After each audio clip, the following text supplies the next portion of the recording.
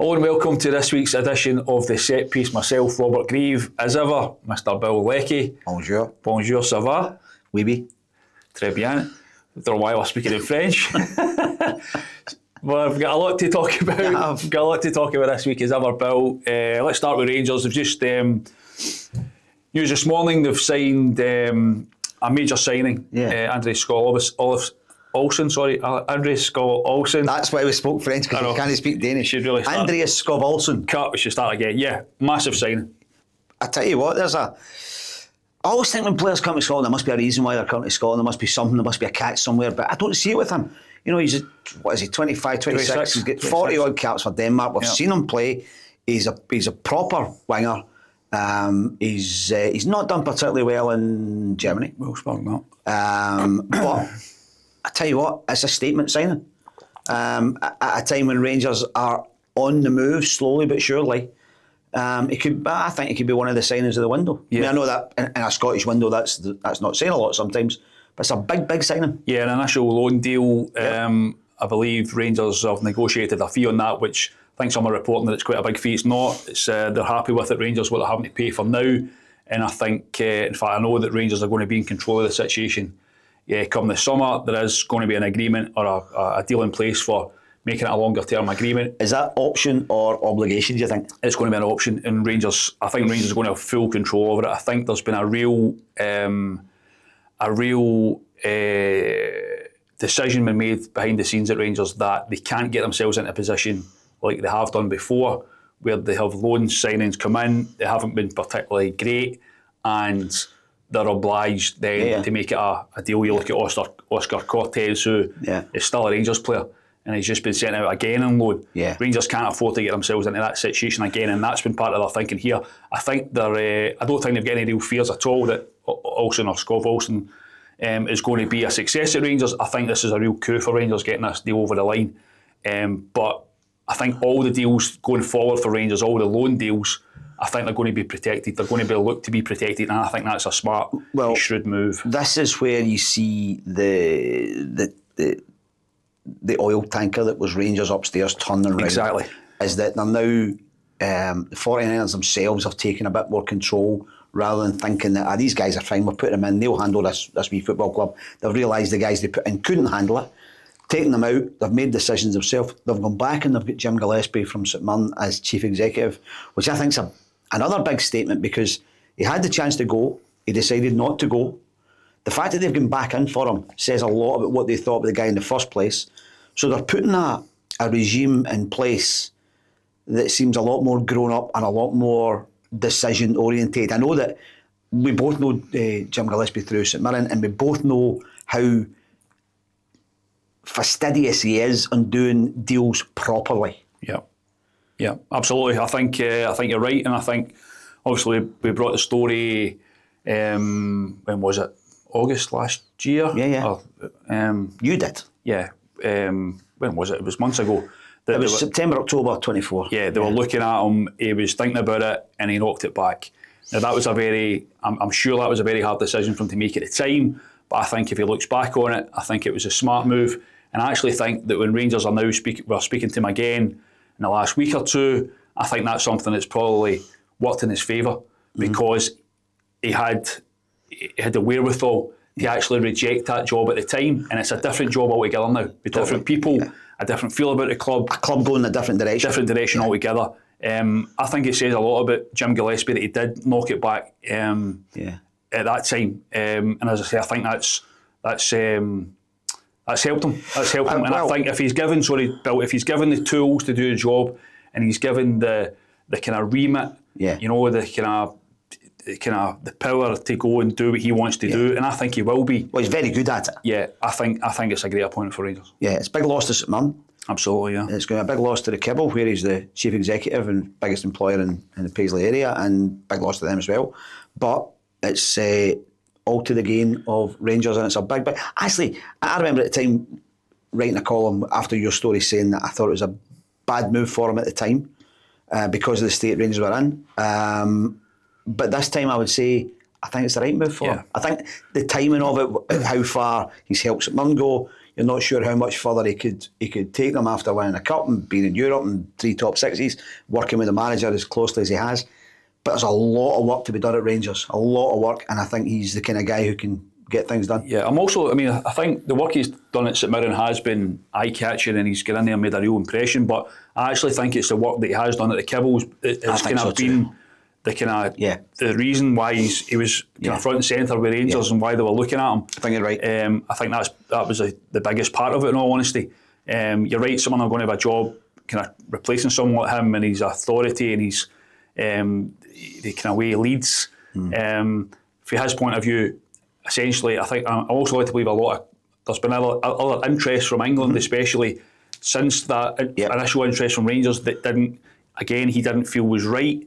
But Rangers, from his point of view, you don't really knock back Rangers twice. No. You know, so because they don't come back twice very often. No, clubs like Rangers, Celtic, big clubs, they don't come back a second time because their pride gets hurt the first time. No, they certainly wouldn't come back a third time. So no. Listen. So things are, Rangers are on the park.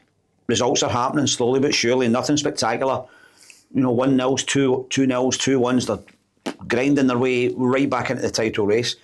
In recruitment, they're starting to get things a little bit less shambolic, a little bit more organised. Skov Olsen's a prime example of that. They're getting a tune. Danny Rowe's getting a tune out of guys like Chermiti, who we all thought at the start was a disastrous signing. And now they're getting things right in the boardroom as well. So you kind of go, over to you, Celtic. And after what Martin O'Neill's been saying in the last 24 hours about the state of Celtic, the race is on. Yeah, we'll come to Celtic in a minute. But with Rangers, you're right. I think that I'm led to believe as well, as you say, they're getting signings done. They've spent the guts of £7.5 million, I believe, on their first 2 players. Two Romans, I think will be... left back will be confirmed probably today or tomorrow. Chukwuani's come in already. Again, I think 4 million. That's real intent, and I think Andrew Kavanagh, I think he's looked at it in the last, or approaching this window, the fact that the team, by hook or by crook, has got itself back into title contention, and they're there already in terms of a contention. And I think he has looked at it and thought, this is when we have to back the manager. The one thing I would say is, over the last 2 or 3 windows, Rangers have spent 3 million and 4 million here and there in players who have turned out to be hopeless and who haven't given them any value for money. So we're sitting here saying it looks as if they're getting things right this time. No, there's no guarantees of any players. No, but they have had some real duds over the last 3, 4, 5 windows, whatever, over the last 3, 4 managers. So it's a big test now for the 49ers. And for Jim Gillespie when he moves in, to know that the players, because although he's not getting in for 6 weeks, I'm sure he is involved in some way. And these ones have to hit the ground running, because this is such a big few months for Rangers. If they end up winning this league, it'll be one of the most remarkable turnarounds we've seen. Absolutely. I think we said it last week, didn't we? Considering where they were and how shambolic it was kind of post Russell Martin and the way it looked and how far they were behind and everything about it just did not give you any suggestion whatsoever that they could even challenge for the title. No. And here they are, above Celtic, closing down on Hearts, and there's a feel-good factor about the club again. You watched the game against Aberdeen at Pittodrie, and after the game, everyone's smiling. Russell, Danny Rule is kind of laughing with the players. He's led that. You can see there's a kind of togetherness that he's gradually kind of increased as the weeks have gone on. He's led that from his very first game in charge, where he went to the fans and he engaged with them. And he went on not on a kind of false charm offensive, because we've all seen that with managers. It was a conscious decision to say, here I am, come and see me. I'm not the guy over there that you shout at. I'm the guy over here that you can connect with. And the players have gone with him. Yeah. Listen, Rangers, we've all said it, they aren't blowing teams away. Aberdeen at the weekend were abject. Both games, back-to-back games against Aberdeen. Aberdeen really never laid a glove. There's a real issue there. They have to get a manager in. Like yesterday, there's a real issue at Aberdeen for me that for what they are spending budget-wise on that squad and for what they're getting back. I know money isn't the be-all and end-all in terms of what you get out of players, but they've got the next manager who goes into Aberdeen has a huge job in his hand. Absolutely. But from a Rangers point of view, they're grinding out results. Yeah. You know, they haven't Absolutely. been blowing teams away. They haven't been a dynamic, free-flowing, entertaining team that's. I mean, they haven't been. No. But they're not pretending to be. No. And also their fans aren't demanding that. You know, if you look at Celtic fans will demand what people would call a certain way of playing, which is flowing, attacking, blowing teams away. Rangers fans have just said, go and win some games. Yeah, absolutely. Because Russell Martin didn't care about winning and losing from, you know, his public persona was, I don't really, it's all about the process and the style. Danny Rose came in and said, let's just win some games. But Bill, we can't have it both ways. We always talk about it when managers come into clubs, and we did it with Wilfred Nancy, the be all and end all's winning, and we write about it and people say it, and you can't have that as the kind of narrative of what it's like to be Rangers and Celtic, and then when all they're doing is winning, going, it's not quite good enough. You know, that's the thing. Who's saying it's not quite good? No, I don't mean you or I. I'm just saying that if anyone's saying, well, they're only, that's not a negative. They're winning. You win. I think if Rangers will end up winning this league, there's not an asterisk beside it to say they didn't play particularly well. If they win the league, they win the league. People talk about a style. What's the right style of football? The right style of football is the style that wins games. Yeah. And whether you do that playing 2 wingers and 3 strikers, or you know, 1 at the back and everybody else up front, or whether you do it with 10 behind the ball, it doesn't matter. Aesthetically, it doesn't matter. Yeah, no, well, I think it's an exciting time for Rangers. I think Rangers fans will look at the signing, especially of Skov Olsen, and think, you know, It does sound like Scott Wilson, doesn't it? It does sound like, I keep saying it as if Rangers have signed Scott Wilson. They've not signed Scott Wilson. They've signed Skov Olsen. Skov Olsen. So yeah, we're interested to see if and when he makes his debut, or when he makes his debut. They play Annan in the Cup on Friday night. Friday night, next game. I'm at Falkirk tonight, Bill. Yes. Falkirk against Celtic. Yes. Another tough game for Celtic. I was at Lennoxtown yesterday speaking to Martin O'Neill. Yes. And I must admit, I know we touched on it when he first came in, but to hear Martin O'Neill's kind of explanation and his kind of description of how things are at Celtic right now, and the process and the structure that's there, or the structure that isn't there, I find almost staggering. Yeah. He painted a picture of him being pretty much front and centre, the man who's taking training or involved in training along with Sean Maloney and Mark Fotheringham 1 minute, and then going up the stairs to his office and being the guy who's on his phone for hours on end. Trying to get players. Yeah. Next day, training or game. How can it have come to this from Celtic's point of view? I find it absolutely staggering. Well, he is the only man in planet football who would be able to do it this way. He is the only guy who Celtic could have got who has the persona to go out front and still the energy to go on the training ground. He is. We talked about this before about how he's been a great shield for a collapsing Celtic board.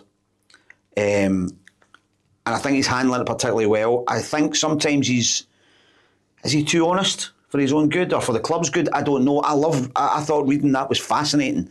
The whole thing about, you know, we've been left behind by Rangers and Hearts, and, you know, we're, you know, almost, there's a bit of cadology in it, Martin, isn't there? There's a bit of cadology, but there's a lot of truth in there as well, because they are a mess. So some people, I read some comments this morning in the back of turn your phone off. In the back of silent. In the back of his comments, and people interpreting it as him kind of a cry for help, or kind of the way that Brendan Rodgers used to kind of blink. No chance. To tell us kind of subliminal messages of what's going on behind the scenes. It wasn't. No. Wilfred Nancy was a cry for help the other week. Yeah, possibly. Yeah. But it wasn't that from Martin O'Neill. No. It was genuinely just him being honest. Yes. And he was actually saying, it's on me. It's not on Sean Maloney or Mark Fotheringham or the other guys. It's on me, and I'm just trying to juggle everything. Yeah. And he actually said, but I'm having to play catch up. Yeah. Because at Christmas time I was sitting at home. I mean, sitting watching TV or whatever else, when ordinarily had he been the manager of Celtic at that point, he would have been busy planning. But the fact even that there's not been planning, a structure in place from the club's point of view, regardless of who the manager is. Yep. You know, Paul Tisdale's away. Yeah. Law's away. Peter Law's away. The head scout. Yeah. The head scout left months ago. Yeah. They've got a new scout that's come in. I think started in the first week in January from Chelsea. Is there nothing there behind the scenes now? I put this to Martin yesterday, and he said, "No, there is," and I'm going through them. I genuinely find it absolutely staggering. And also, Bill, sorry, I find it incredible still that Wilfred Nonsi has come into Celtic, and at no point has anyone in the hierarchy come out and spoken. No. Right? They did a brief 5-minute TV interview about his appointment. Nobody actually sat with him when he was unveiled. It was unveiled at Lennoxtown, the training ground, not a stadium, which again was baffling.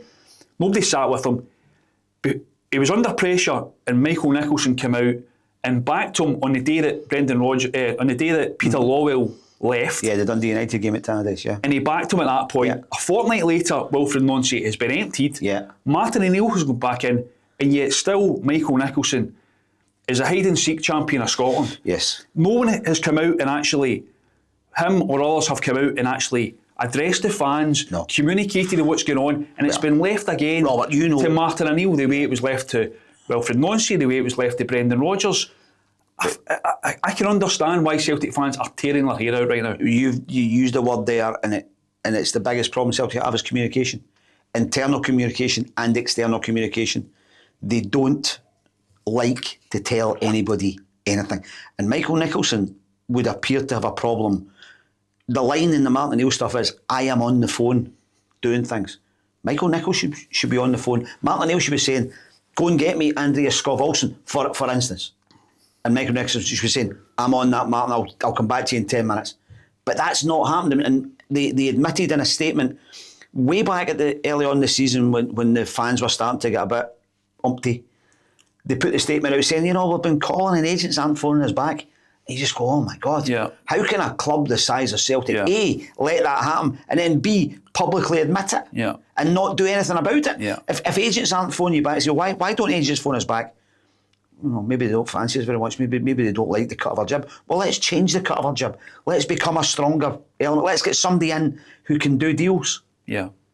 And they just obviously cannot do deals. Yeah, it's when you look at Skov Olsen, who we've spoken about going to Rangers, that's the kind of player that Celtic should also be looking at. Yeah. Celtic are looking for wingers. They're looking for They like a winger. but they are. They're looking for a winger. Yeah. Why is that? Why are they not in that conversation? Yeah. It's like, I just find that, as I say, speaking to Martin yesterday, it wasn't a rant from him. It wasn't as I say, a cry for help or a look at what I'm having to work with. In fact, he very deliberately said that however this works out, it's not. I'm not going to be making excuses in 3 months' time or 5 months' time when I'm doing an interview post Celtic.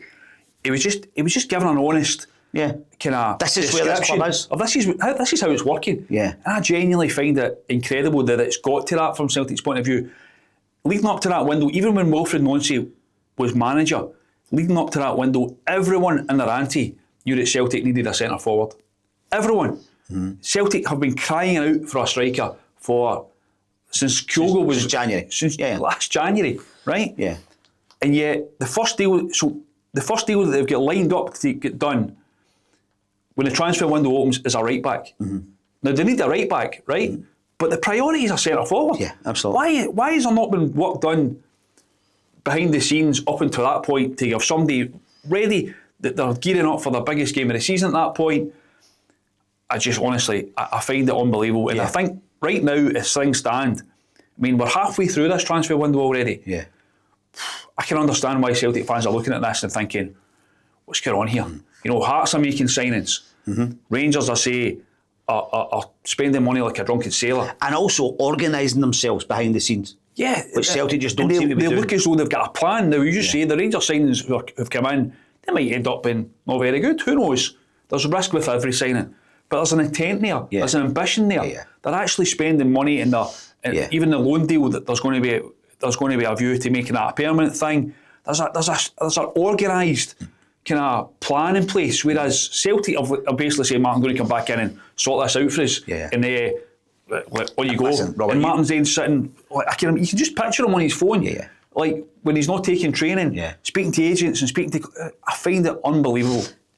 Let's face it, Robert, what they've said is, Martin, come in and take the flag for us.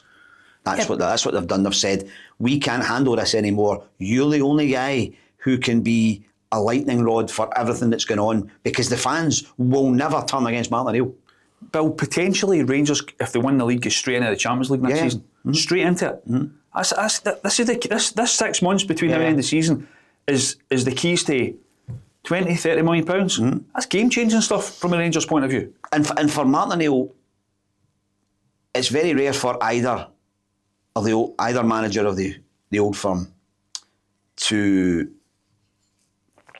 yardstick themselves against the other one, and he's done that today because of the way Rangers are. And he's but not just that, Hearts as well. He's basically saying they are both better. To be fair, we put it to him. That wasn't just him. We put it to him. Like, this is what they're doing. But he could quite comparison to what you're doing, and he kind of went, "Yeah, no, I get it. They're ahead of us." But he could quite easily have said, "I don't make comparisons against other clubs," which other managers would have done. But he's been honest about it to say, "No, listen, they're ahead of us. They've had Danny Rowe come in there. He's assessed things. Had his traffic lights. I mean, he's assessed things, and here we are. And now he's behind. Same with Derek McInnes. That's factual. You can't get away from that. That's the truth. Yeah. Martin O'Neill got in there, is behind Danny Rule, is behind Derek McInnes, if it's down to the manager to get everything done. Yeah. But at a club like Celtic in this day and age, it shouldn't be. No. It shouldn't just be down to one, you know what I mean, one man. That's what clubs in the last 10 years have been getting away from. I still think if you're the manager of Celtic, Rangers, Manchester United, Liverpool, the real big clubs, I think you should be more than a head coach. I don't think you should be giving players to. I think you have to have 100%. You have to have influence over the entire club because it's more than just a football club, and they need managers who can almost envelop everything that goes on and know everything. However, he needs the support of people who will do the things that he needs them to do. He can't be, whether he's 73 or 33, he shouldn't be doing it all himself. It's wrong. Yeah. But I honestly think, and I hate kind of pinpointing individuals, but you look at Michael Nicholson at Celtic, who is getting dogs abuse, right? And I don't agree with that. I don't like the kind of way he's been targeted, or any individual, the way they get targeted by the mob. I don't like that. But I genuinely can understand why Celtic fans are kind of going, what's going on here? Yeah. And the lack of communication from Celtic, as I say, no one has spoken other than a 2-minute conversation on their own TV channel, where they say all the wrong things. They're not getting questioned. They're not getting quizzed. They're not getting put under any pressure on any serious questions. And that's just because it's club TV. That's just the way it works. How do you think that's okay? You know, and as I say, they've made mistake after mistake in terms of the lack of communication, and they don't seem to learn from it. No, what happens is it leaves a vacuum. Yeah. That Celtic fans are then going, well, so they speculate on how it's happening, now it's not happening, and then somebody like Martin O'Neill comes in and explains it to them. And I'm looking this morning at the reaction of the story, and everyone's going, what? How can that be? How can that be? Well, the really damning thing for me about Celtic, Robert, I wrote this in a piece a few weeks ago, is that at some, like, for instance, when Celtic in the mid-90s were going to the dogs, and they were almost out of business until Fergus McCann came in.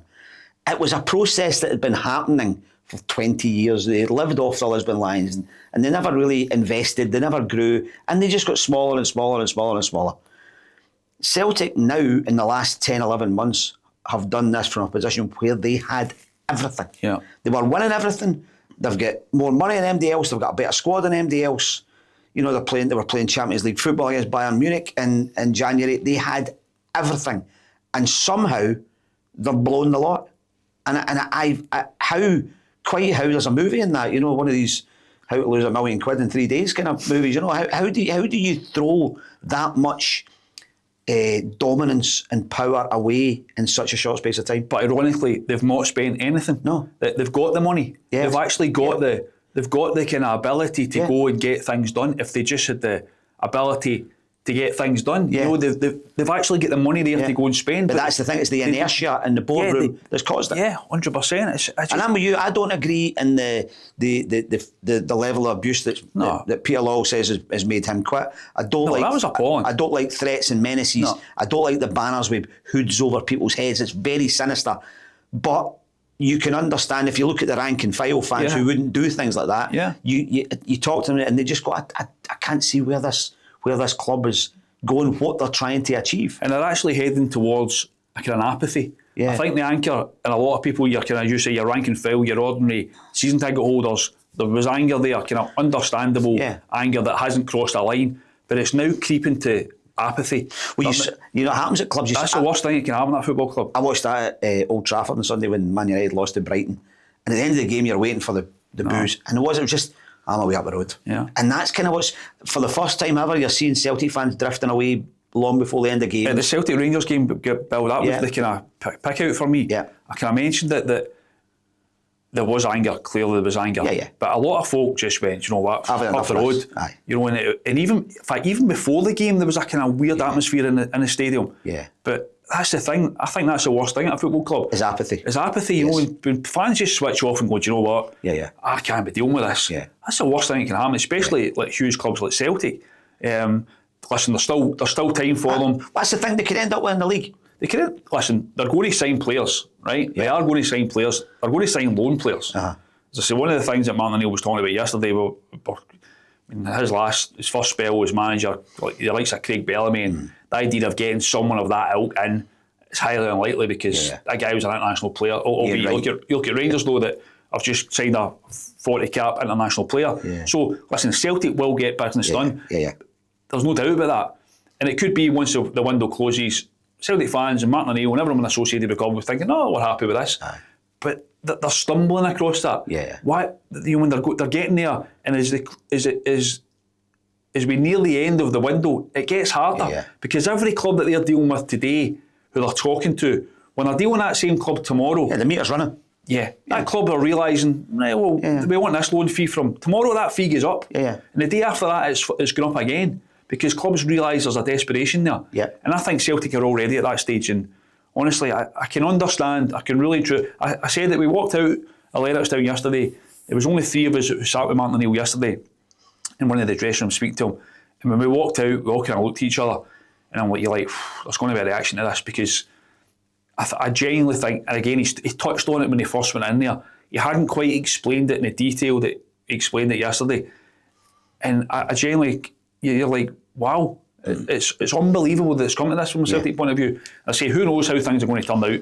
They may end up, Celtic fans may end up be pleased how the window closes. They could win the double and they could win the Europa League. Well, that's the thing. Genuinely, they end up. But whatever they do, it'll be despite themselves because of what's happened this season, and probably because Martin O'Neill and Sean Maloney and Mark Fotheringham come in and do something that galvanises the players to start winning games. They might do what Rangers have done. They might go to Falkirk on a cold night and get a 2-0. They might then go to the next league game, get a 2-0, and then they just, and that's what Martin O'Neill's going to want to do. Just get them there. Dundee United weren't great on Saturday, but Celtic looked as though they'd their mojo back. Yeah. You know, it's an expression I probably used too much, but they did. There was a kind of. No, you could see it in the goals. You could see it in the celebrations. There was a wee swagger about it. There was that kind of bag. Yeah. They've still got top players. Yeah. You know, I still think there is an issue, and I mentioned this to Martin O'Neill yesterday. I think there's an issue with Rio Hatate. I really think there's an issue with Rio Hatate. I think that's one to watch. His head's down, isn't it? His body language for me is all wrong. Yeah. Engels scored at the weekend. Every player pretty much runs to Engels to celebrate. One player doesn't. Rio Hatate. He gets substituted late in the second half, comes off, says something to the bench, straight up the tunnel. I don't like that, and I don't think that would go down particularly well behind the scenes there. No. I think he looks like a player who's got his eye on a move. And I genuinely think that's one to watch. Unfortunately for him, in the last year or so, he's not done much to earn the move. I think Rio Hatate is potentially the best player in the country if he's on his game. But he's not been on his game for a long time. Nowhere near it. And I genuinely think it's one to watch. Whether there's going to be interest there, as I say, Martin O'Neill, I put this to him yesterday, and he mentioned the kind of, he didn't want to speak about specifics, but he kind of spoke. He said, well, the Japanese players have got a World Cup around the corner, and they're maybe looking at how things could pan out. That's me that's playing every week, and you know, I genuinely think for me there's just something off there. I think he's a difficult customer anyway. I get the impression he's maybe difficult maybe behind the scenes, but a top player on his game. Yeah, top player on his game. But it's been a long time since he's been regular on his game. It looks to me as though he's got other things on his mind. Yeah. So I would say that's one to watch. Okay. What about one to watch at the weekend? Let's just finish on this, Bill Leckie. Craig Gordon. Yes, Robert Grieve. What a save from Big Craigie. What a man. He is. Robert called on Monday on it. If he doesn't play another game for Hearts this season, we know now he has to play for Scotland at the World Cup because he's the only man that can do that. That save was, it's been mentioned by a couple of people, but it wasn't far off Gordon Banks from Pelly in the World Cup. Craig Gordon Banks? Yes, there you go. Oh, it's good, isn't he? The height of the header, the boys turned away. His boys doing the airplane. He's celebrating, and he hits the deck, and the arm comes up, and he's got enough on the paw to get the ball away. It was breathtakingly good, and he's the only man who Scotland have who can do that. Yeah, and who will do that, because the one thing that would surprise me is that if anybody was surprised that Craig Gordon can do that, because he is a generational superstar goalkeeper. Yeah. And if I'm Derek McInnes, I'm thinking that win at Dundee, 1-0 in the rain with 10 men, probably tells him more about his squad than anything he's learned all season. Yeah. He said it was his biggest win. That was a massive result. To get the goalkeeper sent off, to bring on the boy that's not played all season, for everybody else to get in front of the keeper and dig in the way they did, and for him to get the 3 points on a day when Rangers were then going up to Aberdeen, and you knew Rangers were going to go and beat Aberdeen, so they had to win. Yeah. And they did win. And teams that need to win and do win have a great chance in a title race. Yeah, that's the thing with Craig Gordon. I mean, a lot of people will look at it. Maybe us will be sitting talking about, does he have to go on loan somewhere? Does he have to go and get games between now and the World Cup? And you're kind of questioning that. No. It proves two things. One, he doesn't. No. Right? He's training at a high level every day. And it's up there, Robert. And that doesn't leave him. And I actually think it may not be the worst thing in the world that he's not playing every week. No, I'm quite happy with that. You know, because I know speaking to him at the end of last season, he was quite fatigued by last season. Yeah. He's 43, he was at 42 at that point. Yeah.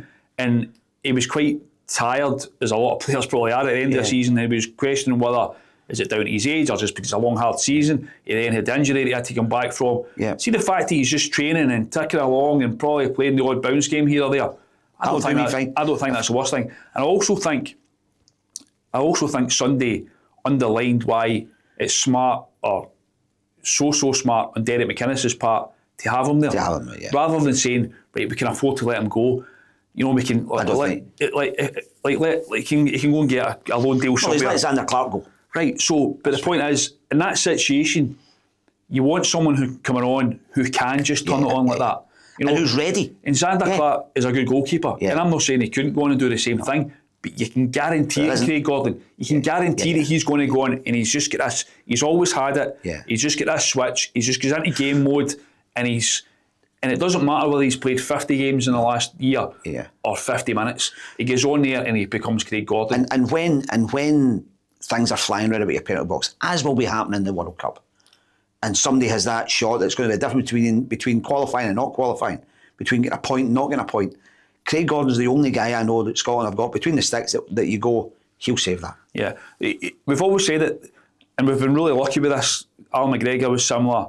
Even before it, he'd Gorham and Leighton. David Marshall did it to a certain extent as well, where our Scotland goalkeepers make saves that they shouldn't really make. You know, that they... Gorham was incredible for that. You kind of sit and go, wow. I was in the sitting room on Sunday and genuinely up out my seat going, how did he save that? And you're almost expecting the kind of referee's watch to go and say it was over the line, because it looked as though it was in. So, but Robert, even when he came on, I know, it's stoppage time, and they've got a free kick, and he saves that, and right away everybody goes, right, it's okay, Craig's in, we're fine. You know, I just, as you know, I've said for a long time, he should be Scotland's number one at the Euros. I've always said that. He should be Scotland's number one at the World Cup. And if I'm Steve Clarke, I'm saying, right, Derek, he's had a wee shot, put him back on the bench now, pal. Keep him training every day so he's nice and fit for March, May, June, Miami, July, Miami. Keep coming back to it. I said we're going to Miami. We're going to Miami. Looking forward to it. Yeah, and by this time next week we'll probably know what Scotland's plans are. Yeah, that's something. It's not really the fans are not really about that bothered where Scotland are going to be based, but we need to work. I think everybody's excited about it. No, it's an interest, but it's not as if it's a huge thing for the fans. They know what the games are, and I'm sure the fans have got their plans in place. They'll be making their plans. If they haven't already done so for the summer. We need to wait until we find out where Scotland are going to be staying, and we're hopefully going to find that now next week. But yeah, Craig Gordon on the plane already. 100% Seat 1A. 100%. Seat 1A. Seat 1A, big long legs. Give him a wee rub down every 25 minutes. He'll be absolutely dandy. You going to do that for me? No. Only if you get me a gin and tonic every 25 minutes. Can be arranged. Right, that's us for this week. Thanks very much for joining us on the set piece as usual. Like and subscribe. Let us all know your comments. If you bump into Bill Leckie in the street, give him a shout. He always loves that. If you bump into Robert Grieve, you'll recognise him. He'll recognise me. All the best, and we'll catch you next week.